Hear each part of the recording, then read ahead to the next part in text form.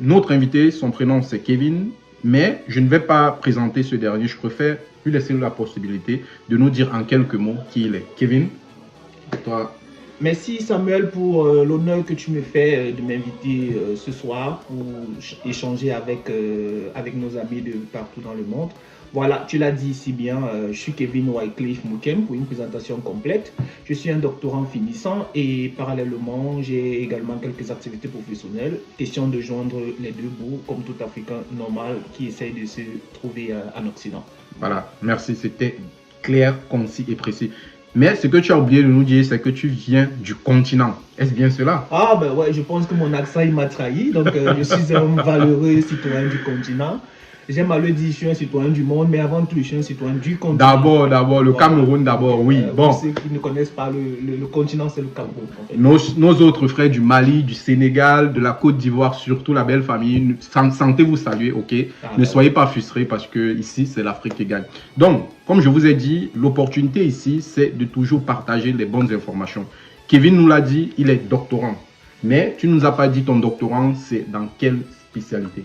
Voilà, donc il est assez compliqué. Je ne sais pas si je pourrais le dire en français. Voilà, donc, ou en anglais. Voilà, donc en principe, je soutiens bientôt un doctorat en Economics and Business Management in the field of sustainability and supply chain management in emerging countries. Donc, long story short, il s'agit tout simplement dans la grande sphère du management et plus précisément dans la supply chain, voilà, la gestion de la chaîne logistique.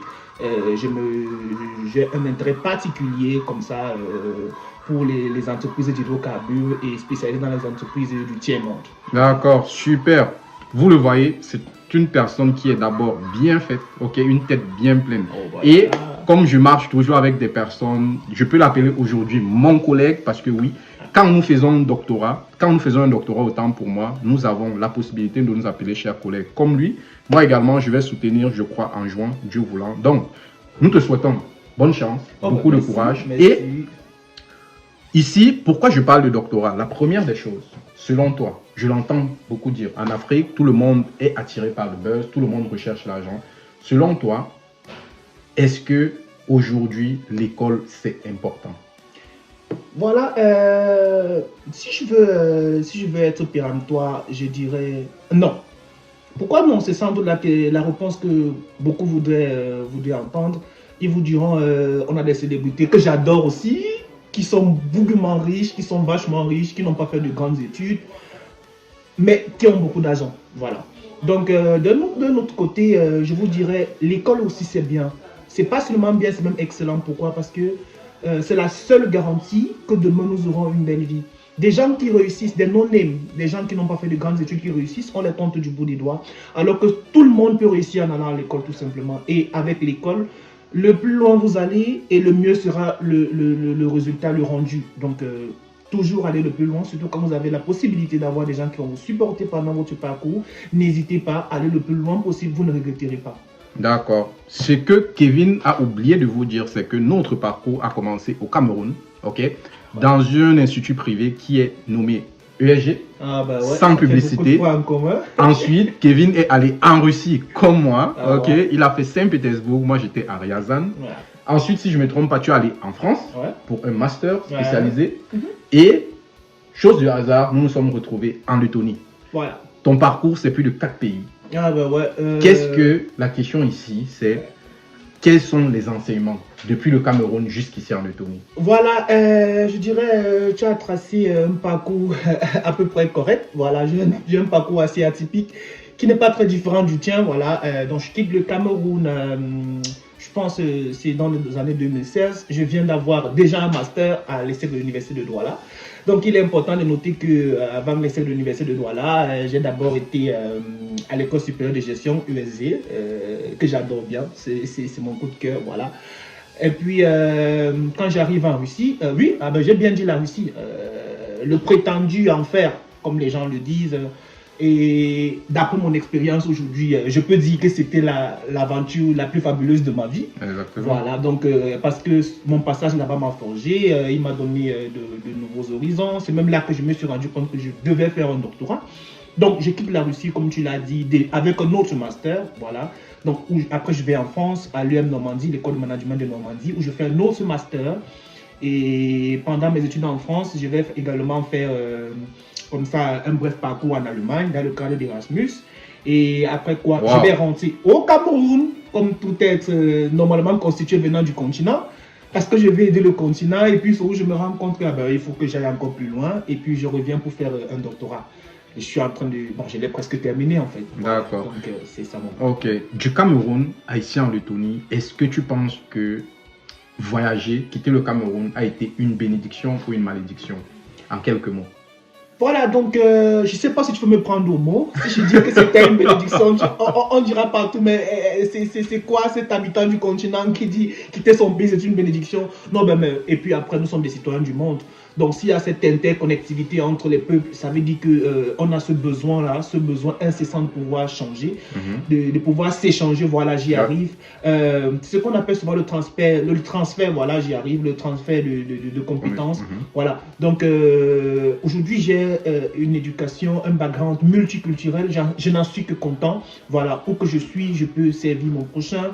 Donc je ne dirais pas que c'était une malédiction ou une bénédiction, je dirais juste que j'ai juste répondu à l'appel de la vie, j'ai juste suivi le sens du vent, voilà, le vent du savoir, bien sûr. Voilà. Donc, et puis, j'en suis aujourd'hui. Merci, mon cher. Je vais essayer un peu de compléter ce que Kevin venait de dire. Notre futur docteur Kevin, ok?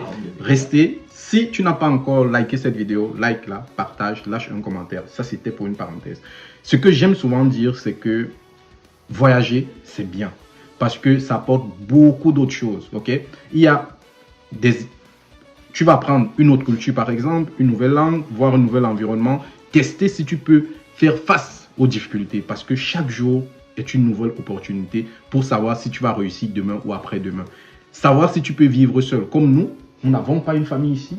On essaye de se battre, de cuisiner, de nous prendre en charge. Et surtout, le plus important, c'est de rendre l'ascenseur demain à ceux qui sont derrière nous. Donc, c'est ça. Bon, Kevin, après avoir parlé de ça, je vais te dire aujourd'hui, est-ce que tu conseilles un jeune qui est en Afrique comme nous, s'il a la possibilité de quitter l'Afrique pour pouvoir poursuivre ses études à l'étranger?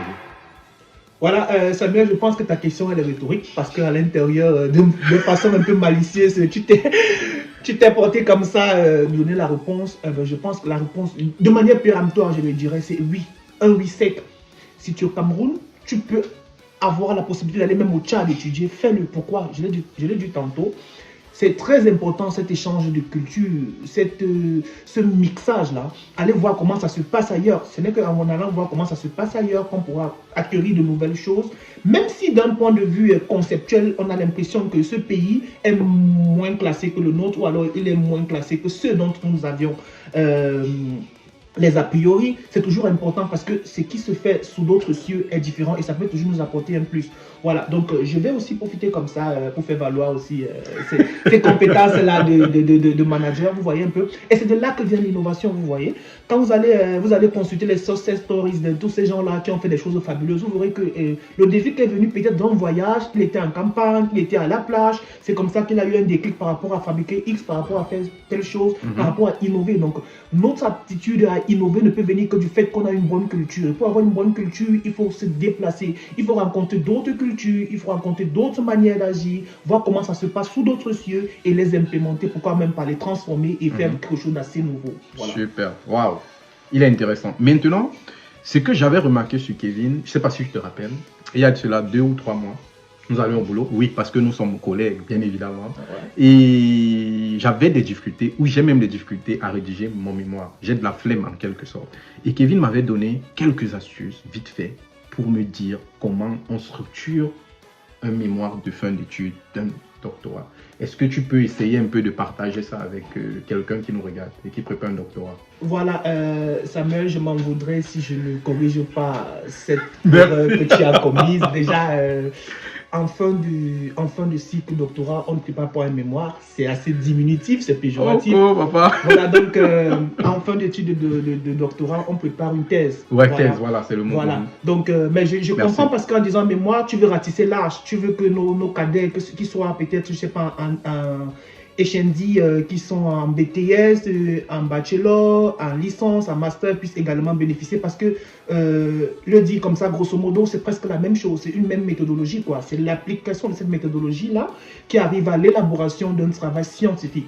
Voilà, parce qu'il faut le noter, une thèse de doctorat, une thèse de master, parce qu'il faut aussi le dire, dans le système anglo-saxon, on ne parle pas de mémoire de master, mais on parle de thèse de master. Ce qui est différent du système francophone, pardon, qui lui commence à parler de thèses à partir de DEA, pour les pays qui en ont encore, et après le DEA, on est au niveau doctorat, il parle de thèse à partir du doctorat, voilà. Mais toujours est-il que dans le système anglo-saxon, déjà en cycle de master, on prépare une thèse. Voilà. Ouais. C'est assez simple, je le dis toujours, hein. On n'invente pas la roue, on n'invente pas la machine, on n'invente pas une nouvelle machine. Quand on dit on veut faire une thèse, c'est la succession d'un certain nombre d'observations. Une thèse, c'est quoi en fait? Comme j'aime à le dire, it must be evidence. Ça veut dire que ça vient toujours de quelque chose qui a été observé. Okay. Et ça ne se fait pas de manière ex nihilo. Donc quand on dit faire de la recherche scientifique, ça veut dire qu'on doit s'appuyer sur des gens qui nous ont dévancés. On doit comme ça se baser sur des écrits qui nous ont précédés. Et puis faire aller au-delà de ces observations-là, faire une analyse. Qu'est-ce qui n'a pas encore été fait? Qu'est-ce qui pourrait être amélioré? Et très souvent, tu sais, le rendu d'un travail scientifique repose dans sa capacité à innover. Parce qu'un travail scientifique, tu le vois, Samuel, s'il n'est pas innovant, il ne sert strictement à rien. Exactement. Voilà. Et l'innovation, ce n'est pas toujours inventer quelque chose de nouveau. L'innovation, c'est peut-être faire une nouvelle chose d'une nouvelle manière. L'innovation, c'est prendre quelque chose qui s'est fait ailleurs et l'implémenter dans un nouveau cadre. Donc, c'est un peu ça. Donc, quand vous voulez faire une thèse, que ce soit une thèse, un mémoire, un rapport de stage ou whatever, ce que vous devez prendre en compte, c'est que je dois d'abord voir ce qui a été fait au préalable, parce que pour aller et pour savoir où on va, on doit savoir d'où l'on vient. Exactement. Il faut savoir ce qui a été fait au préalable, ce qu'on appelle souvent literature review, c'est-à-dire qu'est-ce qui a déjà été écrit dans le domaine. Bon, de prime abord, il faudra choisir le domaine dans lequel vous voulez faire une thèse ou un mémoire ou un rapport. Okay. Donc, qu'est-ce qui a été fait au préalable? Maintenant, c'est ce qui a été fait. Quels sont les manquements? Qu'est-ce qui n'a pas été fait? Et maintenant, dans ma manière d'innover, je viens donc répondre à ces questionnements-là qui subsistent toujours dans ce qui a déjà été fait. Ce n'est qu'à l'issue de ce processus-là que vous viendrez à bout de ce travail fastidieux qui demande beaucoup d'énergie, qui demande de la hargne, qui demande de la détermination, qui demande beaucoup de concentration, mais qui n'est pas impossible, surtout quand on vient du continent, cette fois-ci le vrai continent africain. Ouais, merci, voilà. Merci. Comme vous l'avez vu, Kevin, il est plein dedans, ok?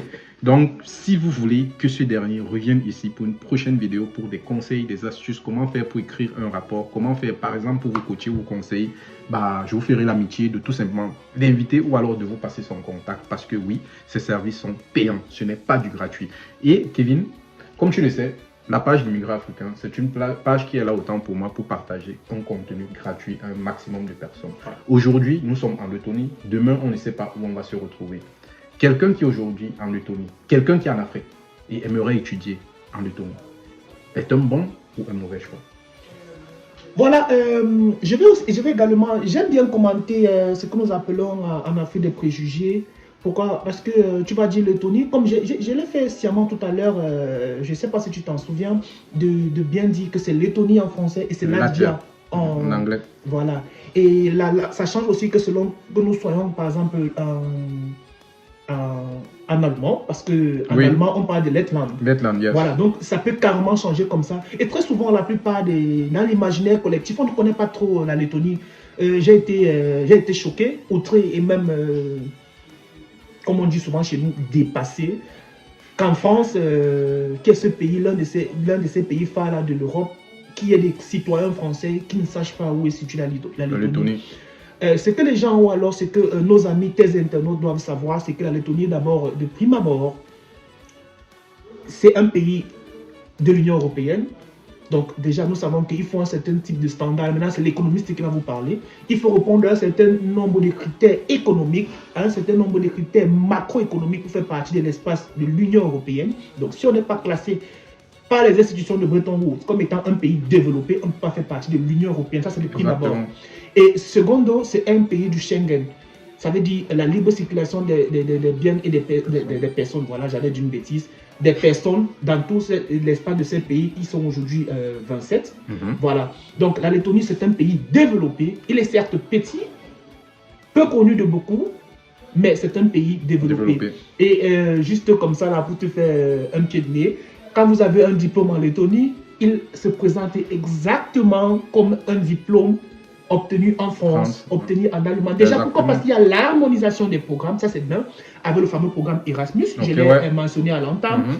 Je suis un chercheur en Lettonie, mais je donne mes conférences partout en Europe, je fais mes séminaires partout en Europe, j'ai supervisé des masters partout en Europe, donc ça veut dire ce que j'apprends en Lettonie, je l'apprends également en France, que ce soit, voilà, les programmes sont harmonisés.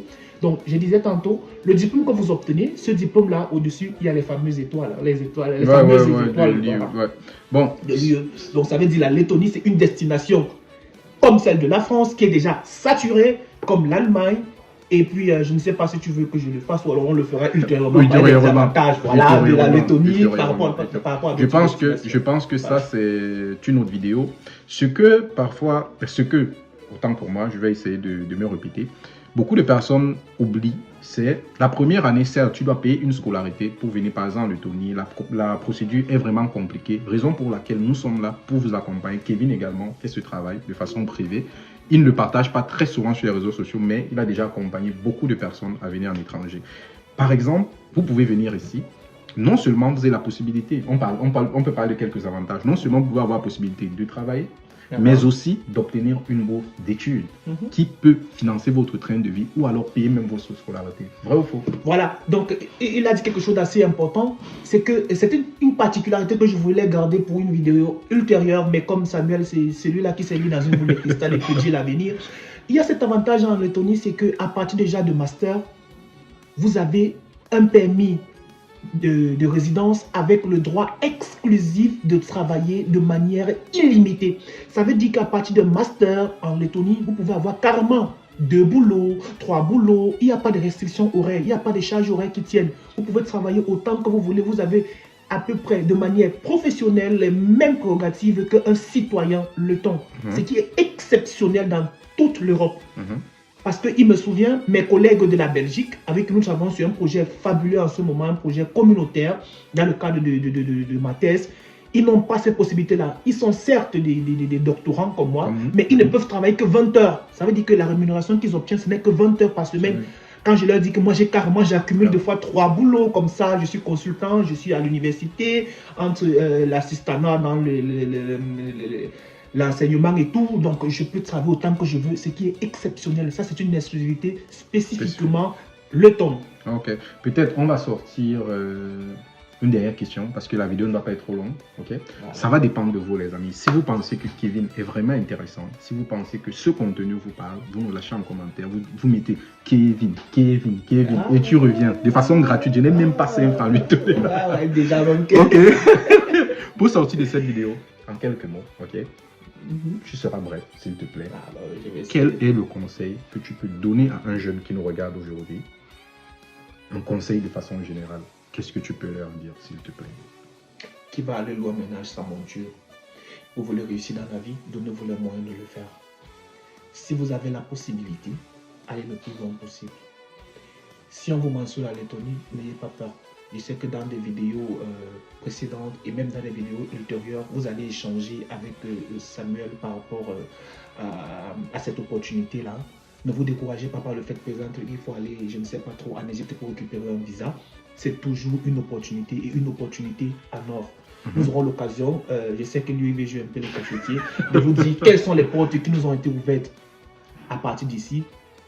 Juste, just do it. Okay. If you have the possibility, if you have the ability, just go forward. Et Kevin également, il est polyglotte. Il parle l'anglais, le russe, un peu de letton, le français et peut-être l'allemand aussi. Hein. Ah, bon, c'était juste pour terminer. Donc, chers amis, nous sommes arrivés au thème de cette vidéo. Moi, c'était un échange qui était fabuleux. Merci Kevin du fond du cœur. Je te savais très sage, intelligent. Et là, tu viens encore de nous prouver que tu es une pépite du Cameroun. Oh, je vais rougir, mais sauf que les noirs, ça ne rougit pas. Voilà, donc c'est moi qui te dis merci. Merci pour cet honneur-là que tu me donnes d'échanger avec les gens. Et j'espère aussi que vous n'hésiterez pas à aller dans les bases de données, taper mon nom pour pouvoir lire mes récentes publications, les articles que j'ai publiés récemment dans les revues scientifiques de choix. Donc, plus on est de fous et plus on s'amuse. Bon, merci beaucoup et restez connectés à la page. Ok, les amis, on va clôturer cette vidéo. On se dit à très bientôt pour une prochaine. Comme on dit, let's go!